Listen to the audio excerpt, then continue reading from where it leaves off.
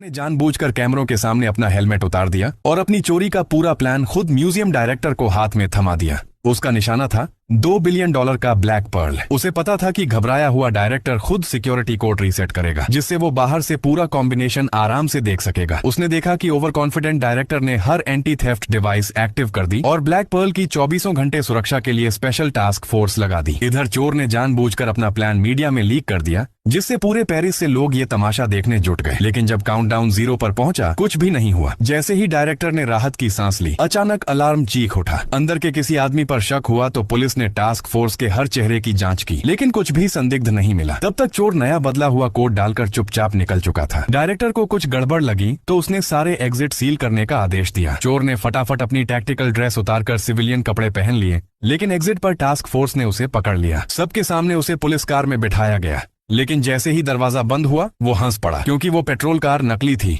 जिसे उसके साथी चला रहे थे। सायरन के परफेक्ट कवर में वो मौके से गायब हो गया और अपने असली प्लान की शुरुआत कर दी। एक परफेक्ट गायब होने का खेल। वो फेक कार से उतरा, एक गली में घुसा और छत पर चढ़ गया। जानबूझकर खुद को पुलिस स्नाइपर्स को दिखाया। इससे पूरी फोर्स उसी के पीछे लग गई। छतों पर दौड़ते हुए वो एक 10 मीटर चौड़े गैप तक पहुंचा। उसने छलांग लगाई, लेकिन जानबूझकर गिर पड़ा ताकि हर राहगीर का ध्यान उसी पर जाए। जब पुलिस मौके पर पहुंची, वहां सिर्फ उसकी सिग्नेचर फेडोरा टोपी पड़ी थी।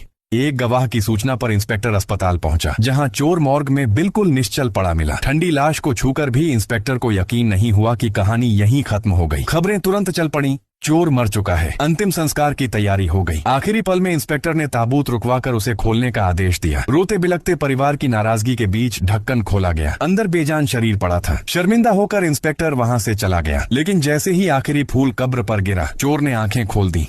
उसने अपने औजार से ताबूत के नीचे छिपा सीक्रेट पैनल खोला और पहले से खोदी गई सुरंग में घुसकर अपनी आखिरी फरारी पूरी कर ली। असल में उसने गिरने वाली जगह 2 हफ्ते पहले ही चुन ली थी। खिड़कियों के शेड और छिपी हुई एयरबैग वेस्ट की मदद से वो बिना चोट खाए जमीन पर उतरा। फिर उसके साथियों ने उसे मॉर्ग पहुंचाया, जहां कूलिंग स्प्रे की मदद से उसने इंस्पेक्टर की आंखों के सामने ही मौत का नाटक कर दिया। अब पूरी दुनिया उसे मरा हुआ मान चुकी है और $2 बिलियन का ब्लैक पर्ल हमेशा के लिए बिना किसी सुराग के उसका हो चुका है।